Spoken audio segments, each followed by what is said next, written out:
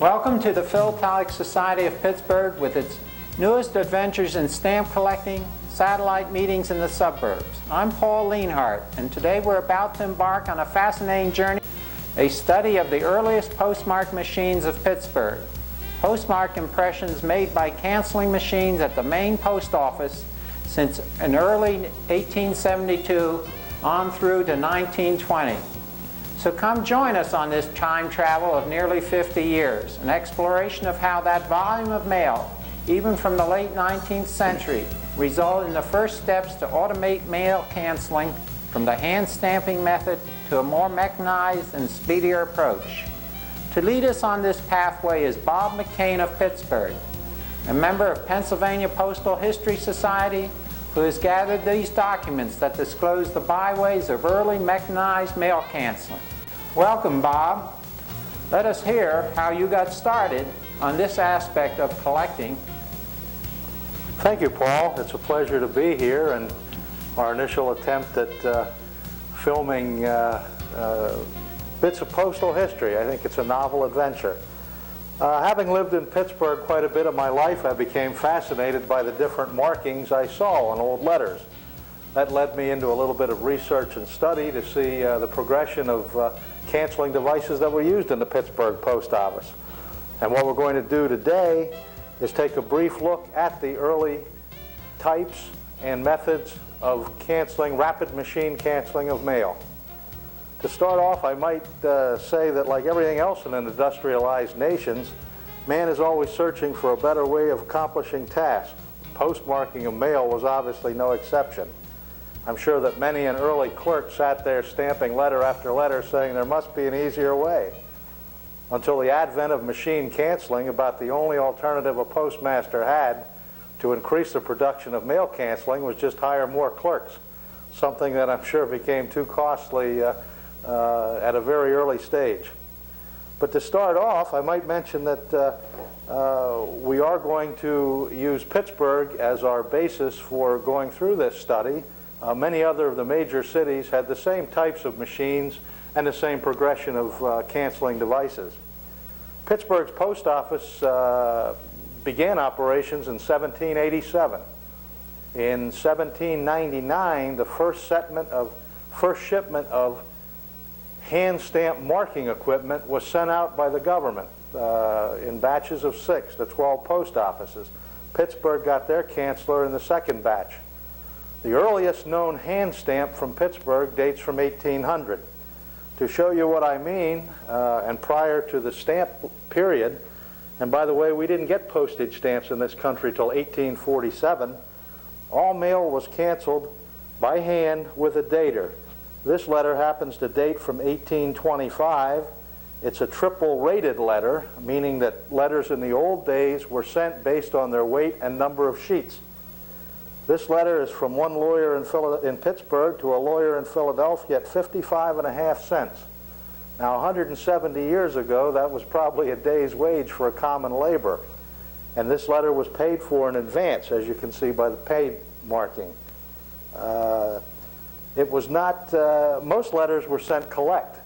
And if you could not pay for a letter that you received, people tended to look down on you a little bit in that you really didn't have much going for you if you couldn't afford a letter.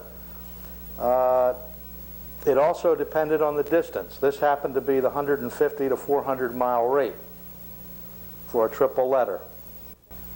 About 1871-72, a machine was installed in the main office of Pittsburgh. To this date, we have not been able to find any patents. The experts of machine cancels have not been able to determine who produced the machine. We do know that Pittsburgh was the first city in the country of the United States to use a machine cancel. This cancel dates from 1872. It was on a roll, a dual-headed roll, and as the roll went around, it produced this cancel on one letter, and the second half of the roll produced a like cancel on the other side. There are slight variations in the box and the shield on this side. There are about 40 to 45 of these cancels reported, and they date from approximately April of 1872 to September of the same year. Bob, how do we identify the year on this one? Well, there is no year. It's a matter of docketing on the cover or letters that have been retained in the envelopes. And that's the only way that you can really document these. There is no date, I say, on the postmark. Just a month and day, but not a year as such always. Right. Now, the main difference between the canceling device on one side of the head and on the other is in the shield, and you really have to study it closely. At the top of the shield, there are 5 stars in die A. We have an example of die B here, also dated August of 1872, and other than some minute measurements on the word Pittsburgh, there's just a tiny star at the top. There's a single star at the top of the shield. And when was this canceled? 72 also? This is August of 1872. Now, this machine obviously was not very fast. It was hand-powered, although it's considered a machine cancel. It was not a hand stamp. 1872, the machine faded out of Pittsburgh just as easily as it faded in. And in 1879, a Levitt machine came into being. I do not have a copy of that, but there are 6 or 7 of those cancels known. It would then be quite a while. Was that a rectangular canceller? No, it looked quite a bit like the duplex hand stamps of the period. And I might remark right here then that the alternative to machine cancels, and by far the greatest method of mail, or the greatest means of mail, is canceled by a duplex. And this came about because postal regulations in the mid-1860s said that you can no longer use the town marking to deface or cancel the stamp. So now the poor clerk was not only inundated with an abundance of mail, he had to stamp the letter with the hand stamp that said Pittsburgh, get another canceller, and stamp something, a smudge or an obliterator, to cancel the stamp. That's what you call a killer, all right, then, huh? Yes, that's a killer. The postmark and the killer make up a cancellation. So there's 2 stages, or 2 steps to it now. There were.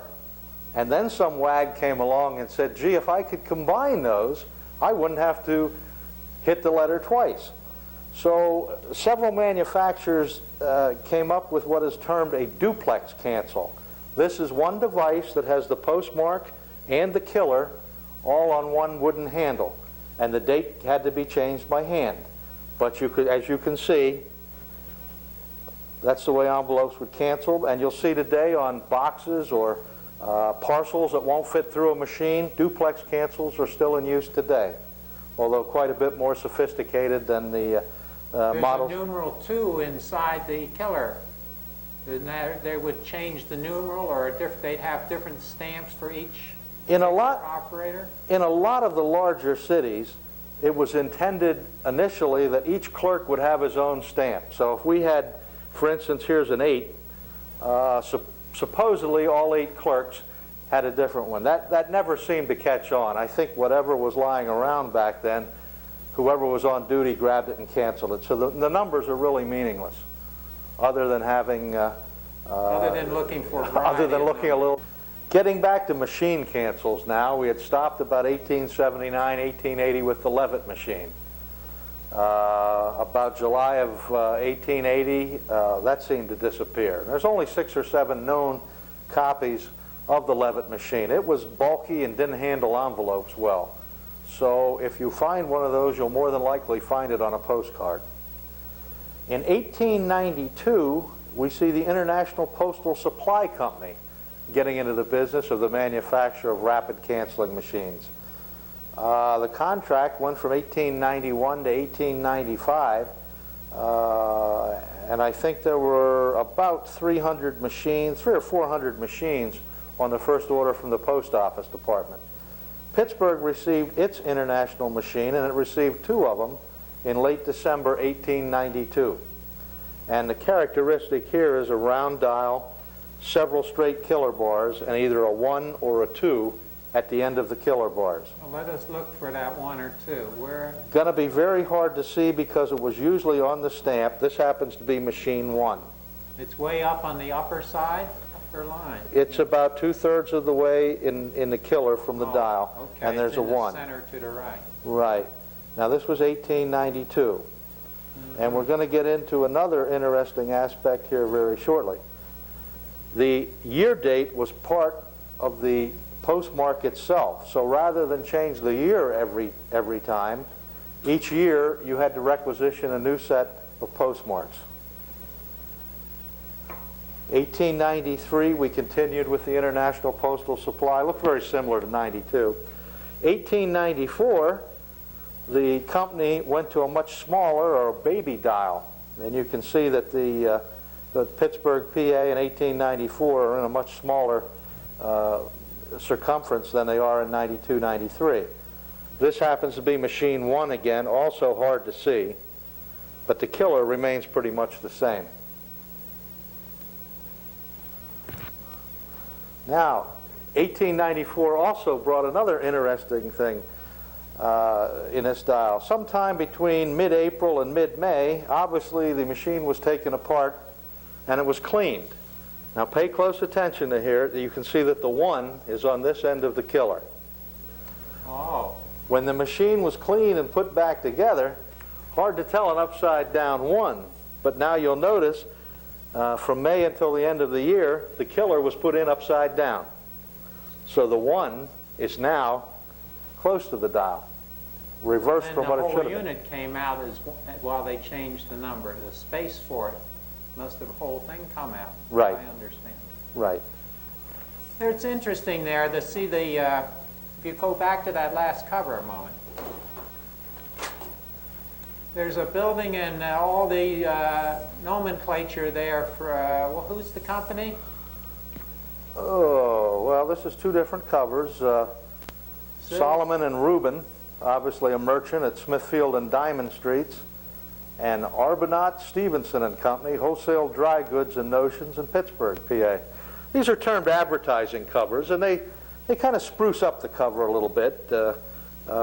Some people just collect covers for their advertising on its own. Very collectible. Multicolored. I've seen some multicolored ones, and the fancier, the costlier, I guess, is the way it goes right now. Well, that's certainly another aspect that people can look at when they're looking at their old covers that may have been put aside somewhere. Certainly is. Now we're going to get into a little situation. This is the International Postal Supply Company, 1895, and you'll notice, we haven't paid much attention to this before, but Pittsburgh is spelled with an H, as it is today. However, by presidential proclamation in 1893 and 1894 and passed down to the Postmaster General, it was determined that spellings of towns such as that ended in a burg or the word center would all be made to be spelled the same.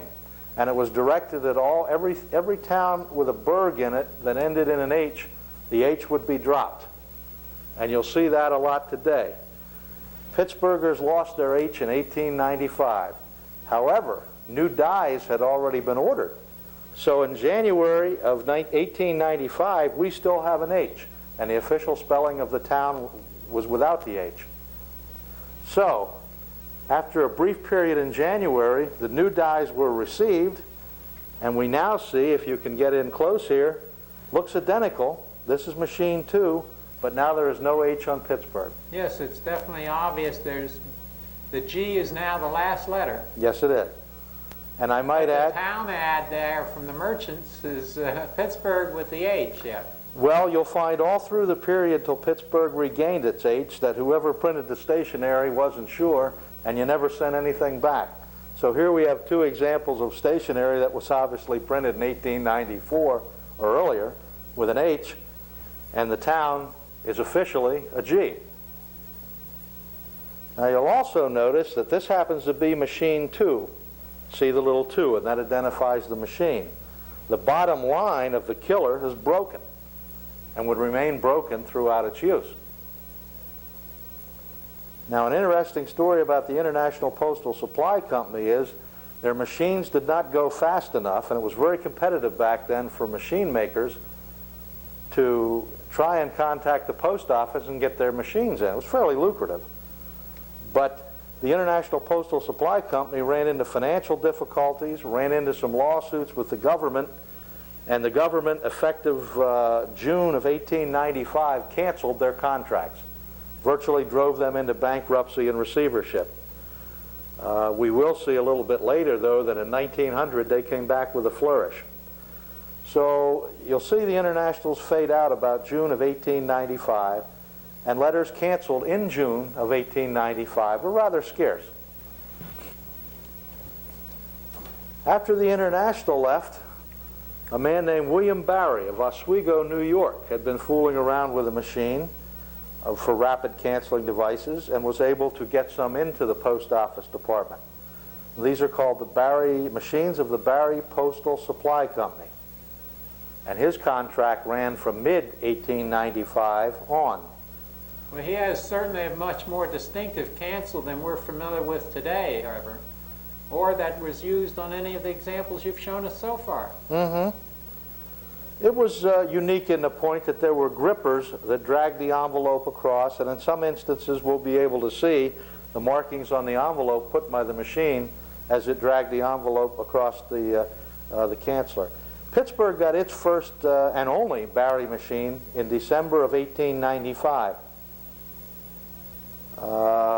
Here we have a December 26th cover, about 3 weeks after the machine was installed. The earliest known use of this machine is December 7th. Now, as the Barry machines were in the office, we'll see in the next few years, Mr. Barry certainly played around with a lot of canceling heads. Notice this is a two-line postmark and just a diagonal bar killer, used to approximately June 1896. This was followed with a new head, which changes the sizing of the Pittsburgh a little bit, and we still retain a slanted bar killer with a die 1 in it, meaning machine number 1. And again, I reiterate that Pittsburgh only used one machine. Towns like New York or Boston or Philadelphia may have had 6, 7, 8, 9 machines, and you'll see a difference. They look identical except for the number in the killer. Do we have any idea how much mail was being processed by the post office in some of these periods? No, I don't. I don't have those figures. You might notice that we have Pittsburgh without the H, yes. So we're consistent now. And looking down here, by golly, here we've got an advertising cover from Solomon and Reuben without the H. And we had a Solomon and Reuben cover previously. So even the merchant, at least this merchant, reprinted his stationery. 1897, here we go again. Mr. Barry sends another canceling head, postmarking head. And here you can see we're now to a 3-line, and this is Pittsburgh Penn. Everything else was Pittsburgh, PA. So we have a different postmarking device and virtually the same killer. This was only used for about 4 months, from December of 1897 to March of 1898.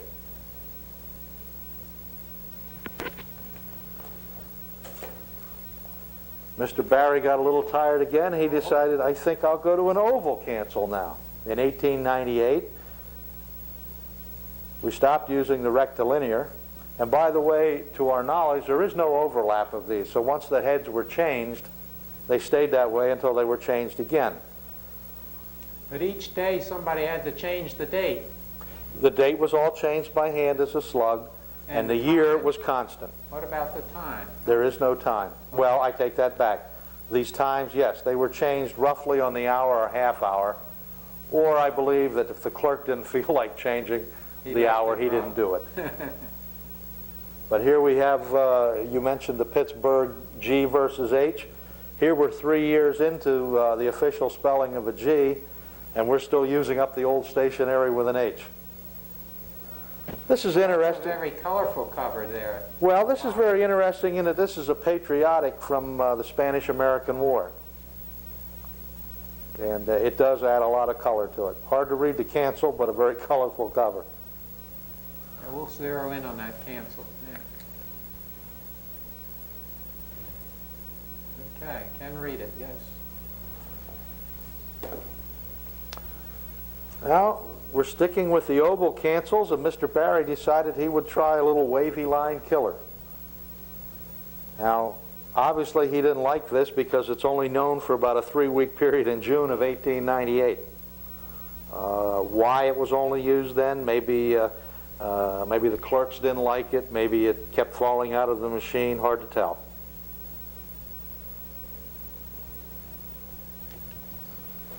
In 1899, Barry sticks with the oval cancel, but he goes back to his diagonal line killer. This was used for about 6 months in 1899.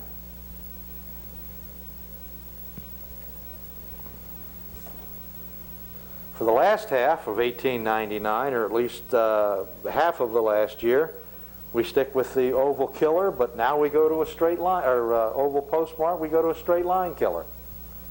Again, who knows why? Certainly a lot of work and a lot of changes. There's certainly also a good illustration of 2 different kinds of advertising covers.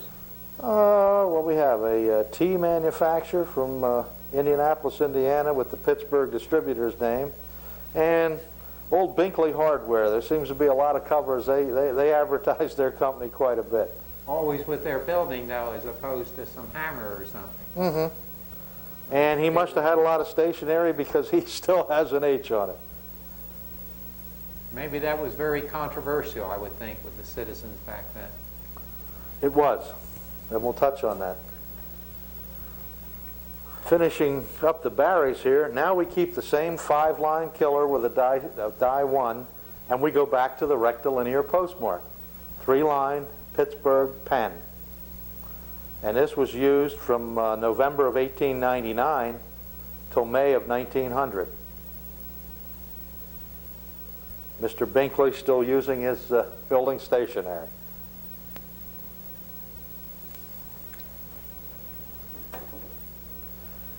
In 1900, we still maintain the same killer, but now we're back to Pittsburgh, PA, with a G. Interesting that this man's stationery, the Pittsburgh Coal Company, Pittsburgh Coal with an H, Pittsburgh, PA with a G. So he covered both bases. And the Gun, Tool, and Supply Company, they just kept the H. Pittsburghers were upset about losing their H.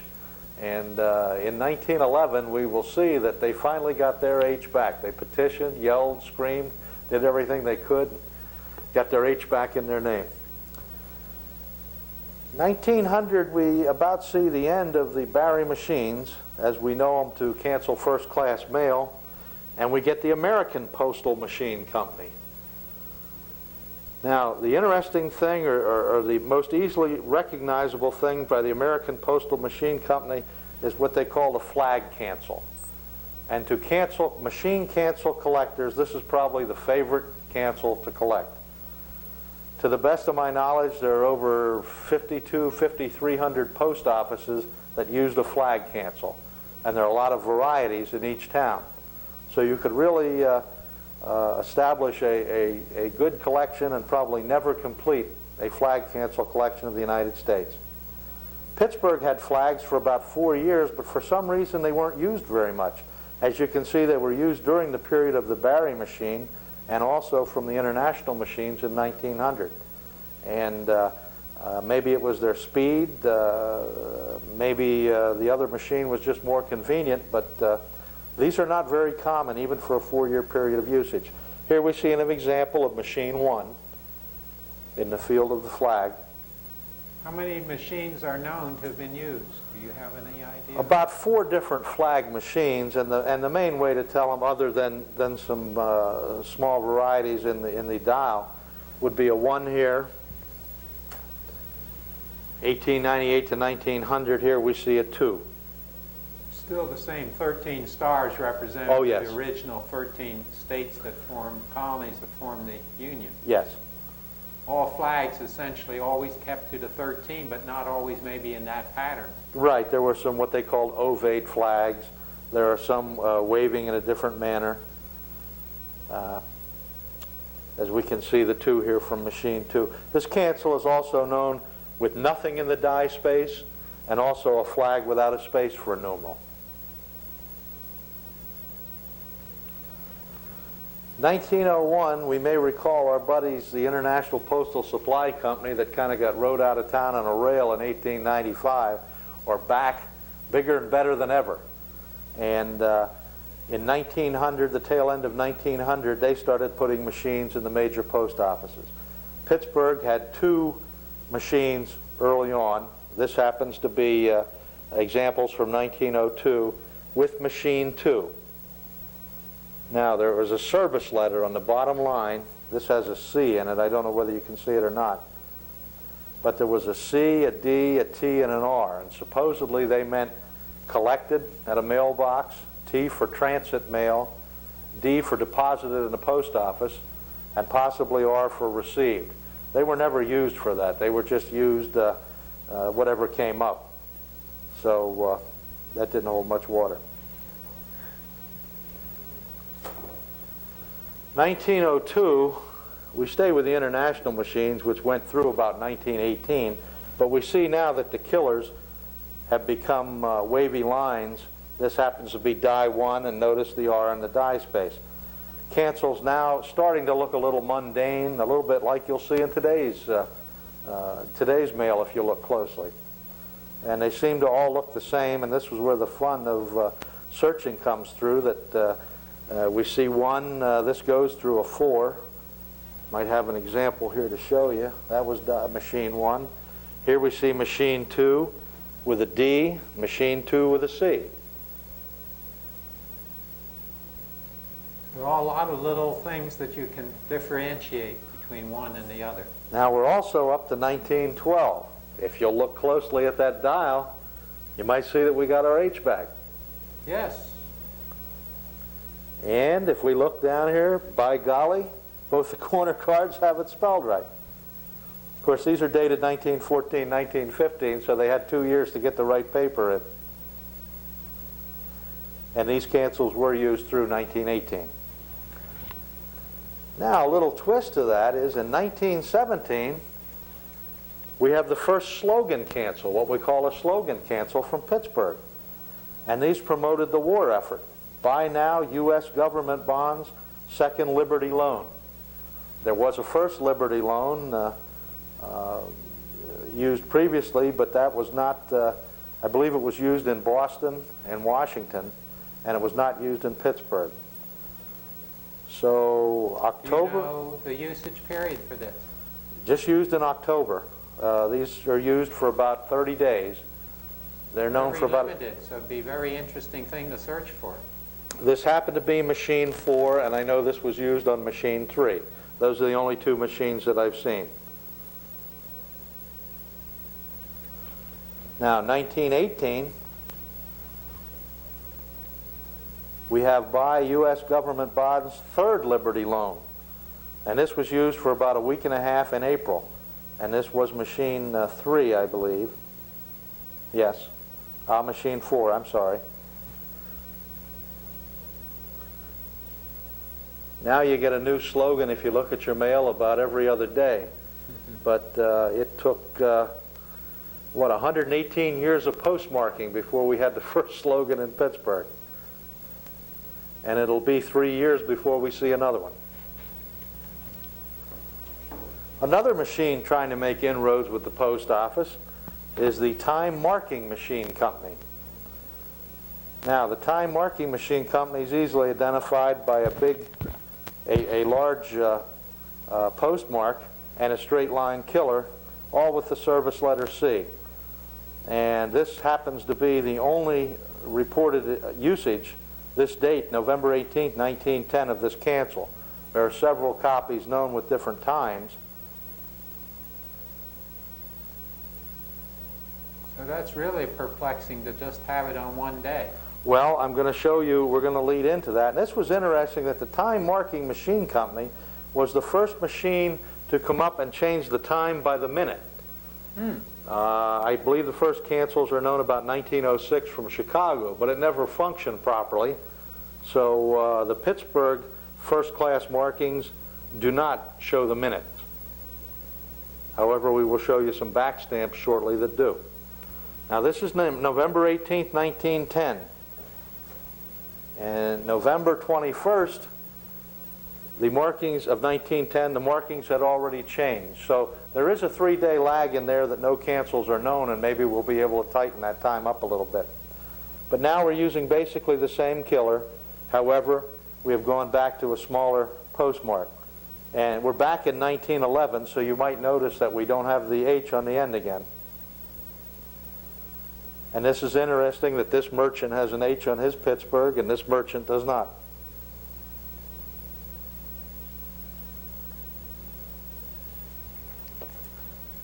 We stayed with the Time Marking Machine Company into 1912, and as we mentioned previously, we now got our H back. Basically the same postmark that we'd seen in 1911 with the addition of an H.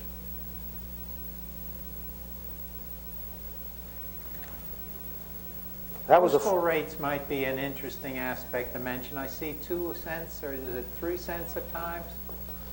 Well, we'll touch on that toward the end. Basically, the postcard rate was 1 cent, and the first-class letter rate was 2 cents.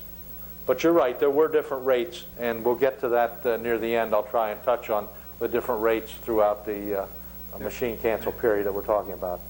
All right, we'll look forward to that. Time for a new machine. The Universal Stamping Machine Company started canceling mail about 1910. The first machine to hit Pittsburgh was in 1918. Difference here being that we now have the date is in the dial, the year date.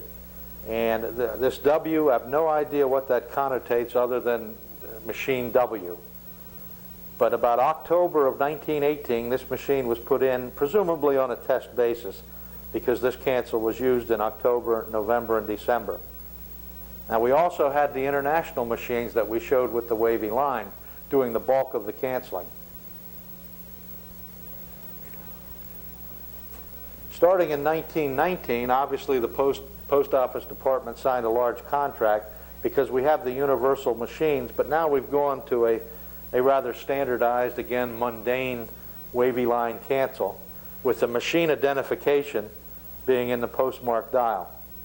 This happened to be from machine 1.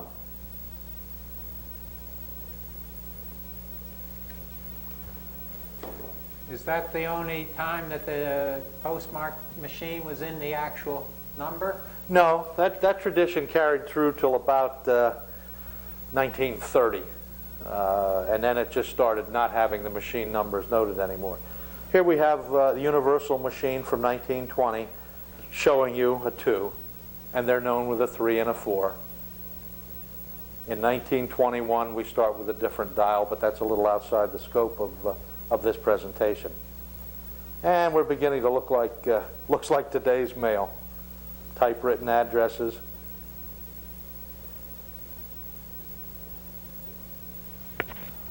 Now, that's basically the machines used at the main post office.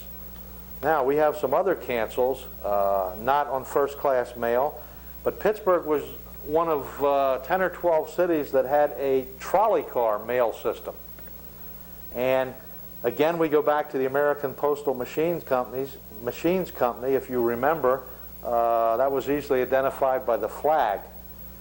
There were 2 trolley mail cars running the routes at Pittsburgh. And in 1898, this happens to be a rather scarce cancel. And if you can read in the flag, I don't know whether you can or not, it says 5th and Penn Avenue Circuit RPO, Railway Post Office. There are probably less than a dozen covers reported, and you see that the dial also calls out the trip. Now, this trolley car made 8 trips a day. This happens to be trip 2. There are several trips not known from this machine. And as I said, it's only known from June 8th to June 27th, 1898. For some reason, machines stopped being used on the trolley cars in 1898, and wouldn't be started again until 1908. However, hand cancels were used during that period. In 1908, we picked up the American Postal Machines Company again, the only machines that were used on the trolley.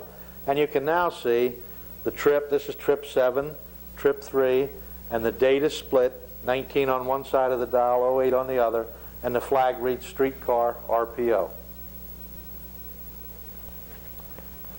1910, 1911, pretty easy to distinguish in now that the date is all together, 1910, 1911.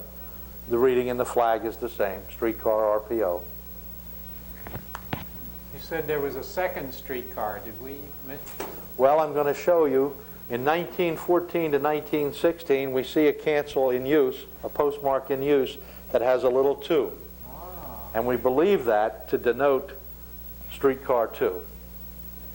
Really interesting. It's, we know from early drawings and whatnot of the streetcars that there was only one machine in each streetcar. So the assumption has been that the 2 would indicate we also have flags without the 2 from the same time period, assuming those to be from car number 1. 1916, the service stopped and faded into oblivion. Streetcar cancels are a very collectible item, and as I mentioned, 10 or 12 cities have some rather rare and rather fancy streetcar cancels. Certainly sounds like a fascinating aspect if you wanted to get into a specialized cancellation area. It is, and there's a mobile post office society that puts out publications pertaining to this, reference books, textbooks, and whatnot. That was first-class mail. Now, up until about 1913, all mail was required as it came into the post office to be backstamped. And I think a lot of this had to do with showing the receiver how much time it spent in the post office. And postmasters didn't like that. I think that's why they got rid of it. But we go back to our Barry service markings. If you recall, we talked about the Barry markings in the early 1900s, and 1895 to 1900. Now here we have transit markings. And what this meant that it was mailed somewhere, it went through the Pittsburgh office, and then on to its destination. And you can see it says Pittsburgh, PA, transit. And the final destination, Aiken, South Carolina here, and Fredericktown, Ohio here. So it gave you a pretty good idea of the routing that your letter took. And again, turn them upside down so we can read those destination cancels once. Okay. And that would have been wherever it was going, not necessarily those two towns. Okay. Now, you remember the time company machine markings we talked about. They also had a service marking, transit marking, several types. This being the most common, if you can read this, Pittsburgh. And this is where I was telling you that this machine could change by the minute. This is December 20th, 4:48 p.m., 1907. Now, this cancel was only used in 1907, 1908. And here's a postcard, for instance. We can see the routing of this. This was mailed in Duquesne, PA on December 20th at 2 p.m. It was canceled or transited at the Pittsburgh post office almost 3 hours later, and it went to Elizabeth, PA at 8 a.m. the next day. That's as good a service as you'll get today.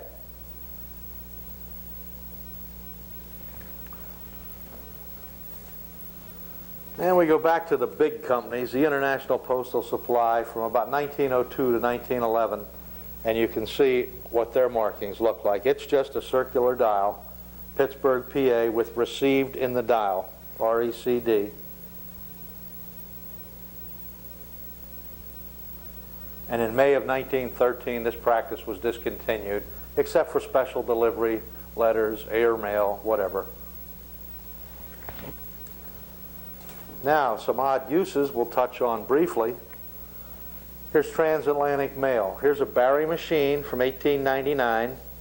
I believe this is overpaid by a penny, but Pittsburgh to Dublin, Ireland.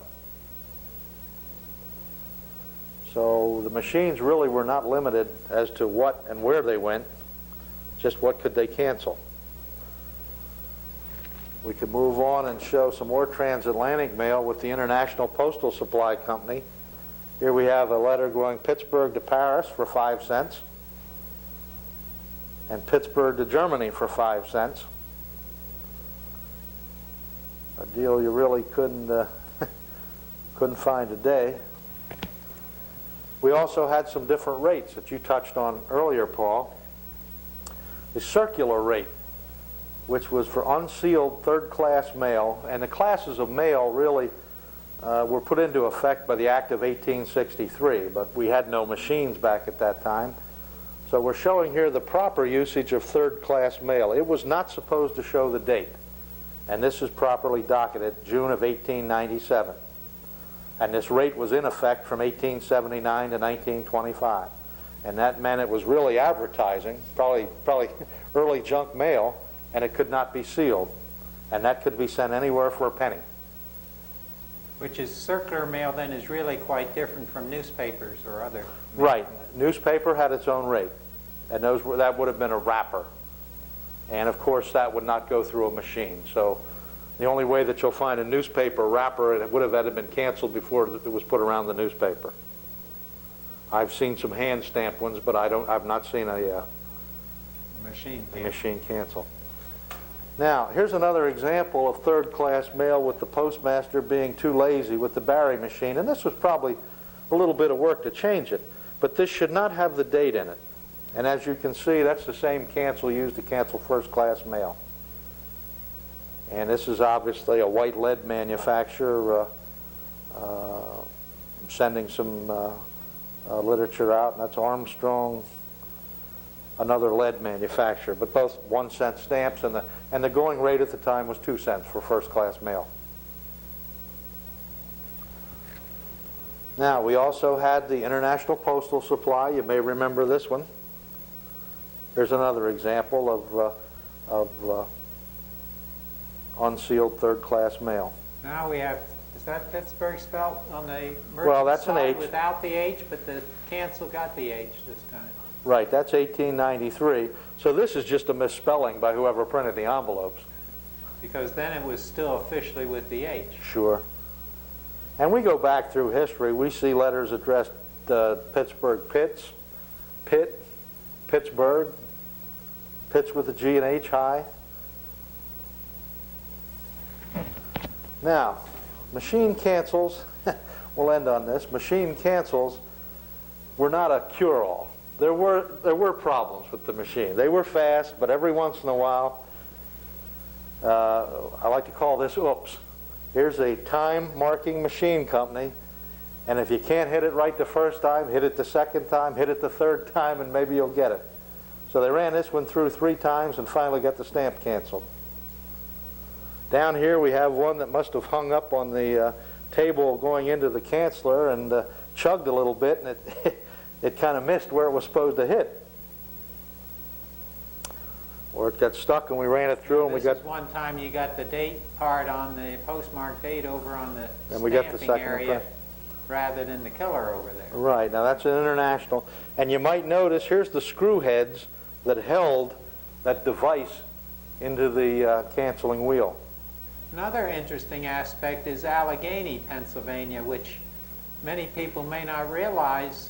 We have North Side and South Side as we refer to Pittsburgh so often, but really Allegheny was our North Side, wasn't it? Allegheny was an independent post office from 1836 until 1911, and then it was absorbed by Pittsburgh.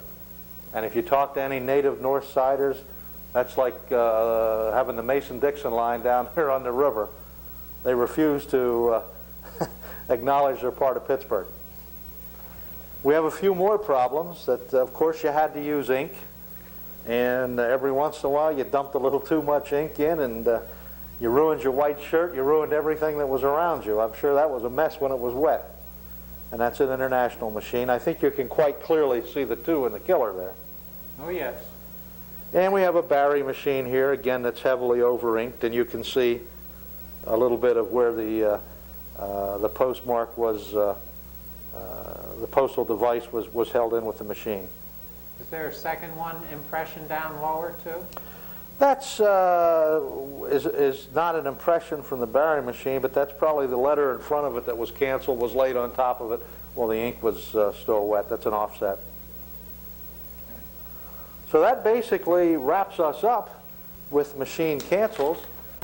I might add that we are interested in furthering whatever information we can get out of regarding Pittsburgh postal history, machine cancels, hand stamps. As Paul mentioned, my name is Bob McCain. I would be happy to field any correspondence. If you have something that you're curious as to what it is, I'd be happy to take a look at it for you. I could be reached at Post Office Box 126, Pittsburgh, Pennsylvania, 15241.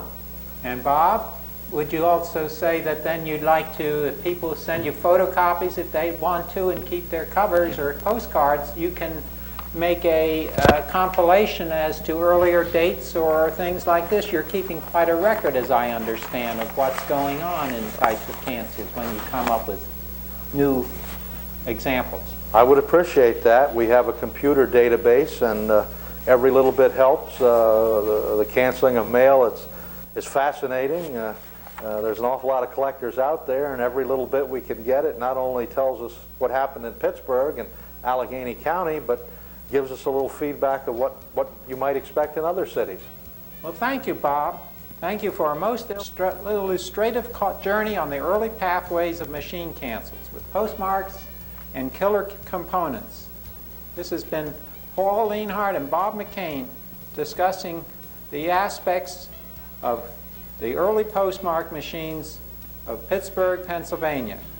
If you'd like to know more or check them out, contact us at Post Office Box 1260, Pittsburgh, Pennsylvania 15241. Thank you.